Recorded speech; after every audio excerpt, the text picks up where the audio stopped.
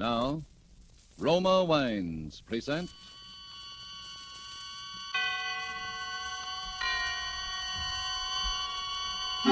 Suspense.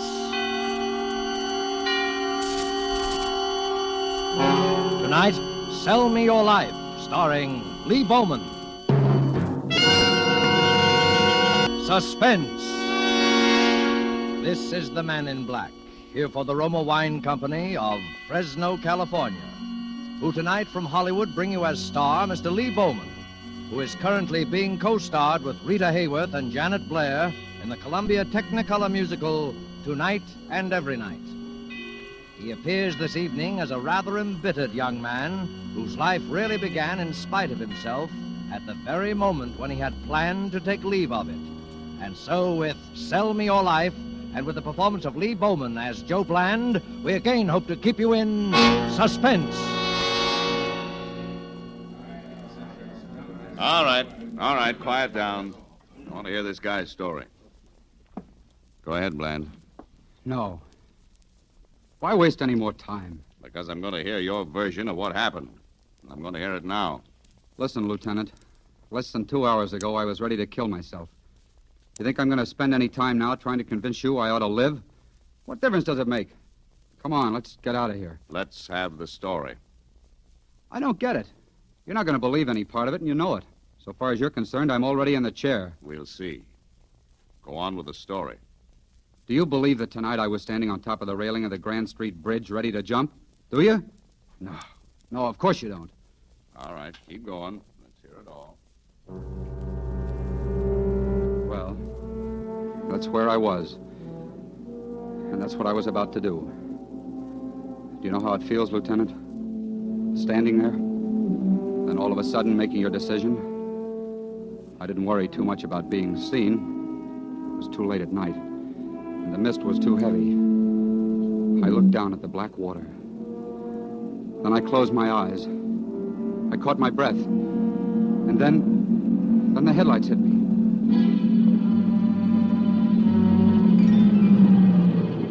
And the next second, I knew the driver had seen me. I heard the car stop and the door open. I couldn't move. I couldn't jump on over, and I couldn't climb back down. I just stood there and listened to the footsteps come toward me and then stop. What do you think you're doing? A woman. The footsteps should have told me that, but they didn't. I wonder if you know how silly you look pitched up there. I got my first good look at her then.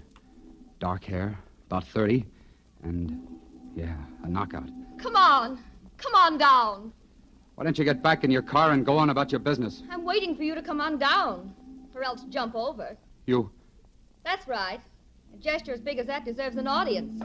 I'll see that you have one. Well, I'm waiting. That's more like it. Okay. The place is yours. No, wait. Don't you understand? I want to help you. Why? What difference does it make to you? Here, let's get in the car. There's nothing you or anybody else can do. Can't you see? Oh, you're tired, aren't you? How long have you been walking? I don't know. Hours, I guess.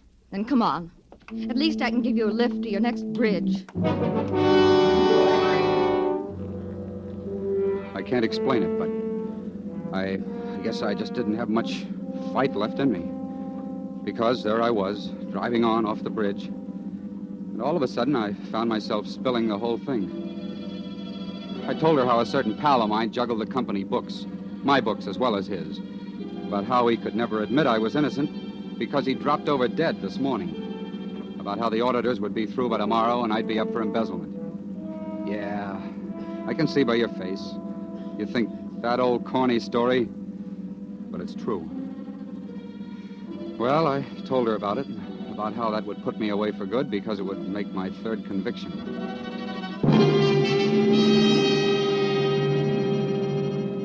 Then I told her, and I knew she wouldn't believe that either, but I told her just the same. I was innocent of those previous crimes, as innocent as I was of this one. Innocent of all of them, is that right? Yes. Well, why don't you let me out here? Thanks very much for everything. Wait. That money they think you took. Wouldn't it help if you could somehow make it good? Sure. All I gotta do is walk in tomorrow morning and plank down $1,000. Only 1,000? Only 1,000. And I've got $4.62 in my pocket. Well, there's someone I want you to meet. What? Who? Your future employer, I hope. His name is Andrew Boudin. Boudin? The banker? Yes. You see, I'm Mrs. Boudin. It won't work. Well, you've no reason to say that. My husband has helped hundreds of people. It can't work. The breaks I've been getting will go right on, and there's nothing you can do to stop them. My life's over, I tell you. It's spent. No, not yet. It isn't. And if you don't want it, I'll take it. Oh, please. For just 1 hour, sell me your life. What have you got to lose?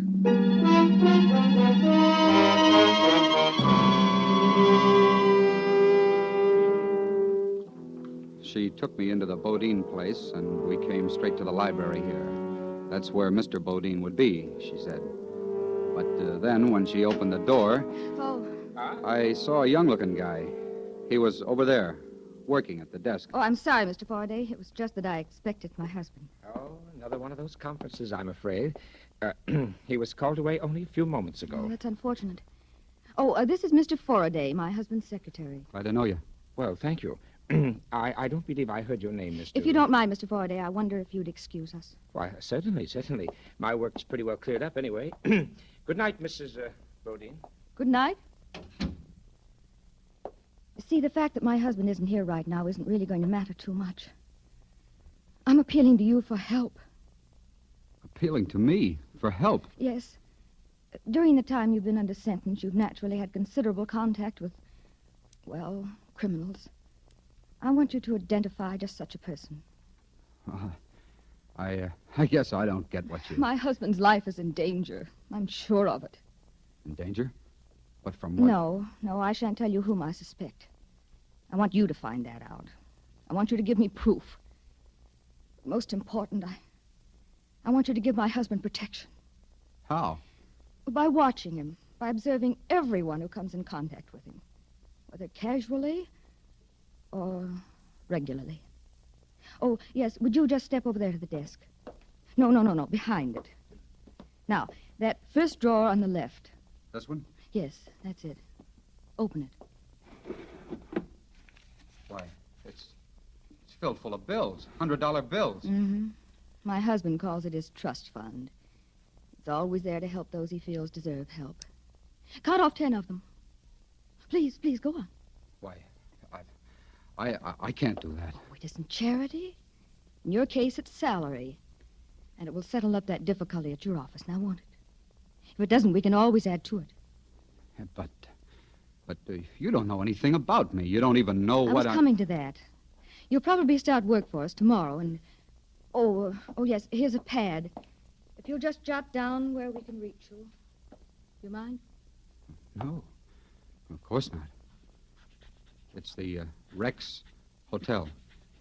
They've got a payphone in the lobby. I put the number down there. Good. That should do it. Well, you're forgetting something, aren't you? Forgetting something? My name. I put it down, too. It's Bland. Joe Bland. Well, I'm happy to know you, Joe. Haven't you forgotten something? Me? No, what? The $1,000.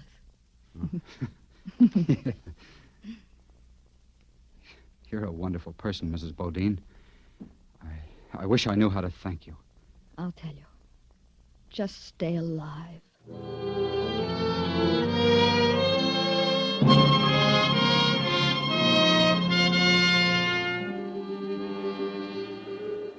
I took the slow way home tonight because, well, whether you believe it or not, Vance, there was a lot of thinking I wanted to do. Mostly about that woman I'd met. And while I was climbing upstairs to my room, I realized what she'd really done. All because of her, I'd sort of been born again. I let myself into my room and switched on the overhead light. All right, Joe. Just put your hands up. There you were, Vance, sitting in a chair across the room. I'd never seen you before. That's it. Now, just keep 'em up. I'm Vance, police headquarters. Now, stand still while I check you over. The office. I didn't think they'd get to that till tomorrow. Well. That's so. Mm-hmm. Here we are. $1,000. Serial number G6. That's it. All right, where's the rest? The rest? Well, that's all there Get is. it, huh? That's what I thought. Took you long enough to get here. Now, listen, I was going to turn that over to the company in the morning. The company? What company? Why, my company. I don't know what you're talking about. Just tell me where you put the gun. The gun? You hid that too, huh? Wait a minute. I never had any gun. What is this? I don't know what I guess you are as dumb as you act. Anybody who'd leave his name, address, and phone number on his victim's desk can't be very bright. They just posted a reward for the guy who robbed and then murdered Andrew Boudin. Looks like I'm the guy who's going to collect it. What? Andrew Boudin murdered? As if you didn't know, sweetheart. Come on, we're going back out there.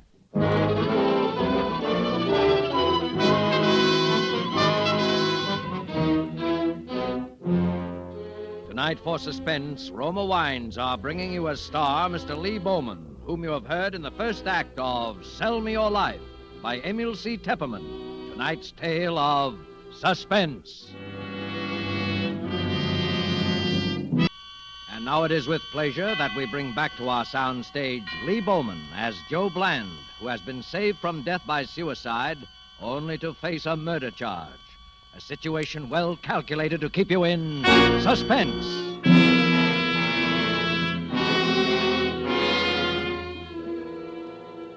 We came back here to the Boudin's library. The room was packed, loaded with police and reporters. It was full of Andrew Boudin, too. He was stretched out behind the desk, covered with a sheet. Hey, Bland, look over this way, right into the camera. That's it. About this guy's fingerprints, Lieutenant. We got him off his police record. Yeah? They matched the prints on the desk drawer, all right. Where the money was, I mean. I know. He admits taking the money, 1,000 of it. Says Mrs. Boudin told him to take it. Anything else? Yeah, he admits he needed the dough. Says he's about to be stuck on an embezzlement charge. Has he admitted shooting Lincoln yet? Looks like you... here's that secretary. Faraday, we've been waiting for you. Oh, well, I'm very sorry, Lieutenant, but I was with Mrs. Boudin. She's rather hard hit. Yeah? Well, here's the guy. Can you identify him? Well, I should be able to. It was less than an hour ago that I saw him. Here? Yes, in this room. He was with Mr. Boudin. Mr. Boudin? Well, that's a Quiet. dirty... You'll have your chance. Go on, Faraday.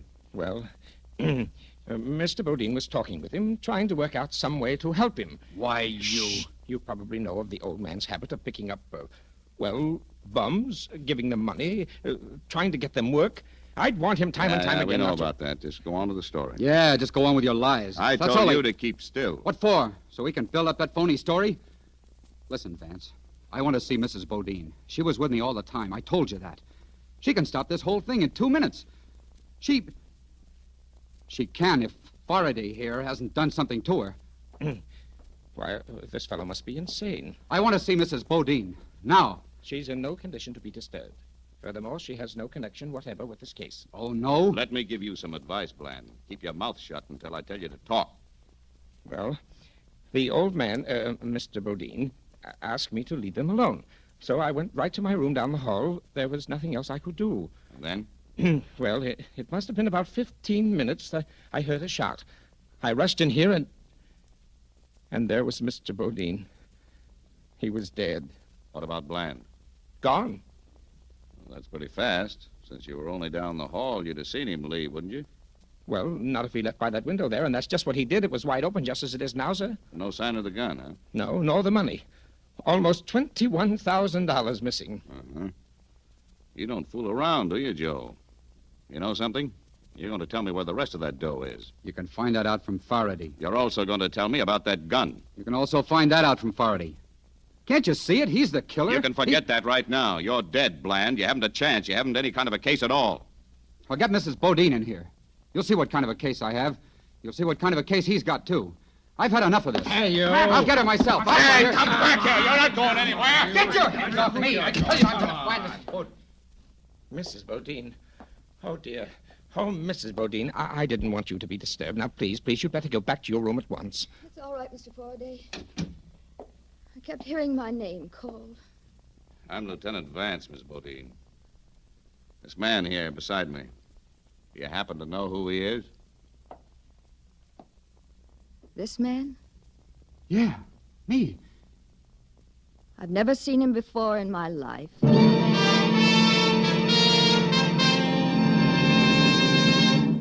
She'd never seen me before in her life. Well, that did it, Vance. After that, I was with you, sitting between you and your pal Tannen in a police car bound for headquarters. Not even hearing those stupid Car calls on the 64, car radio. Raymond. Go to the corner of Hill and 20th at 229. That is all. Doing some thinking, are you, Bland? Well, I'm afraid it's a little too late. I was doing some thinking. I wasn't going to let it be too late. I couldn't let it be too late.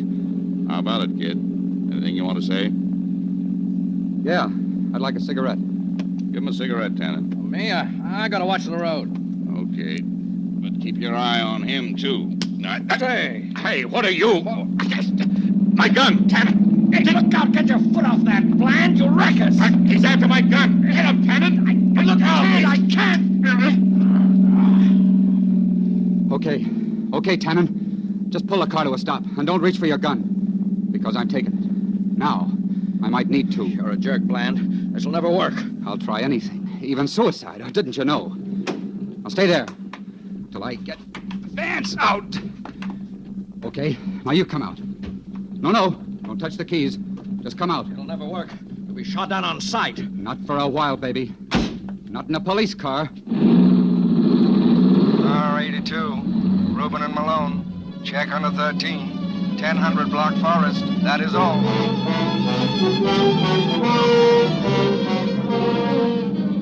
Attention all cars. Attention all cars. Joe Bland, accused slayer, has just stolen police car 46. Then I heard it. Over the car radio. This man must be apprehended. He is desperate. Shoot to kill. That is all. Attention all cars. Report from police car 13. Bland has just been sighted passing Serrano Street. Speeding northward on Fountain. All cars proceed toward northern end Fountain. Intercept. That is all.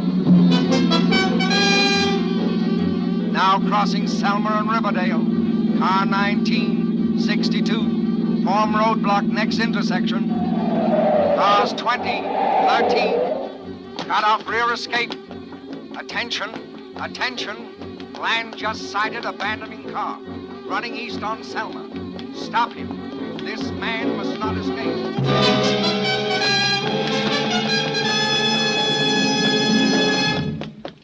And somehow, some way, by running up alleys, by hitching rides, I got back to the Boudin place. The library window, the one they'd said I'd used to escape, was still open. I climbed into the room that way, and my luck still held. Blonde complexion. Authority was there, About 33. fiddling with papers at the desk, He is armed listening and to the desperate. radio. A report during the past 5 Okay, minutes states turn it that off. police have picked up Bland's trail and Oh, are closing in on you- him. I said turn it off. Yet all civilians are urged to be on the... Now, stay where you are. Why, you... I'll call the police. Put that down. You dial one number and I'll blow your head off. Well, it doesn't matter. You heard what they said. The police have picked up your trail. They'll be here any minute. This won't take long. What are you going to do? Give you the best break you ever had. The gun you used to kill Boudin. Also the $20,000. I'm taking them off your hands. Why, you're not only a killer. You're a lunatic. I told you I was giving you a break. No, not because I like you. It's because I hate somebody else more than I hate you. You're just like me. A fall guy. A sucker. A pigeon. Huh? What do you mean? Do you really think she's going to split with you? Share the old man's will and insurance money? Why should she? You see, why should she? Why shouldn't she have it all? I don't get your point. Why shouldn't she turn you over, too? See where that would put her? Then there'd just be her. I don't have to listen to this. Figure it out. Did she have anything whatever to do with murdering that man? Anything except working on how you'd be the guy who'd do it the minute I left here tonight? Well, How did you know? Did Lenore... Lenore, is it? Oh, Suppose you were nailed by the cops. Would Lenore be loyal to you? Is it in her to be loyal to anybody? If Lenore Boudin had a choice between being sole owner of $1 million and sticking her neck out with yours, what do you honestly think she'd do? All right. Where's the money? I don't know what to do. Where is it? Okay, there they are, the cops. Are they going to find that money on you or her? You've got less than a minute, Faraday. Oh, What's it going to be? I... Stop! Where are you going? To get the money. It's in my room. Just a minute. You're staying here, my friend. Lenore. Toss your gun on the floor, Mr. Bland. I think we can get along with mine. Okay. But you're a couple of seconds too late. You see, I can tell the cops where to find that dough. Oh, no, you won't tell the cops anything. You won't be able to talk. You're an escaped murderer, and I killed you. I shot you in self-defense. Too late. Stand over there. You're too late. They're already here, and they'll know it wasn't self-defense. Faraday, that window there. Close it. Don't move. If she kills me, you're as good as dead, because you'll take the rap alone. She'll tell the cops where to find that dough and... Wait, Lenore, wait. Get away from him. No. Get away, I'm going to shoot. No, you tell the police. You'll sell me out. Oh, you fool. Why did you listen to him? Nobody's going to tell the police. Nobody's... Get away from him! Get away from him, I tell you! I won't let you sell me out. I'll kill you first. Get away from here! I'll kill Stop you. it! I'll kill you. Shoot! I'll... Oh, I killed him. I killed him. All right, killed him. Put your... I killed him. Mrs. I Boudin, killed him. you've got the gun. Yes, I've got the gun. But I was too late. I tried to get it out of his hand before he shot Faraday. But I was too late. No, that's not true, Vance. Don't even budge. All right, the rest of you men, come on in. This guy Bland's killed another one.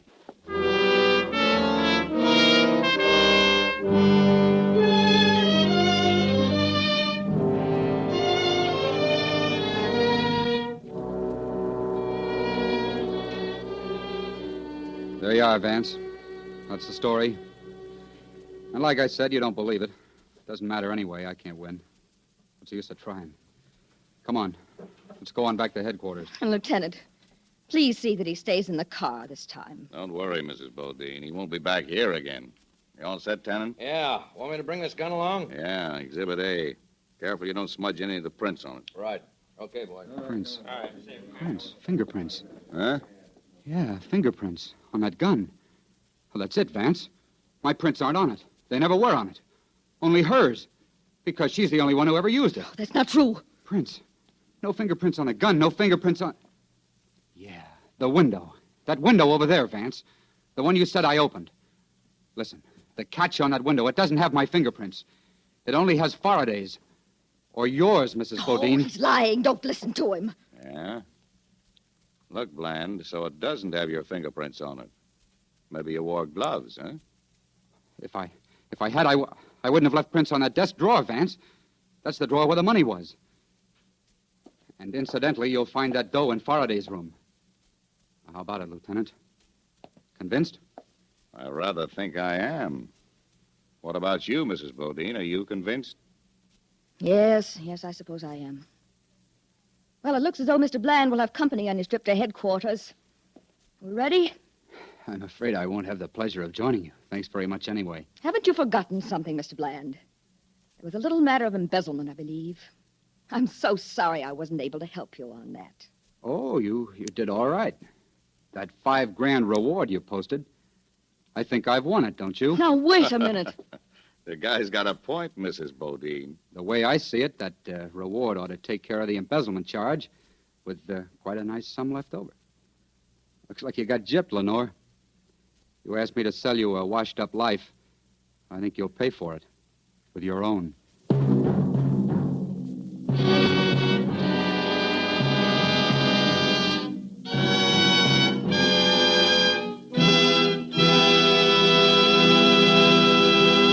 And so closes Sell Me Your Life, starring Lee Bowman. Tonight's study in Suspense. Suspense is produced, edited, and directed by William Spear.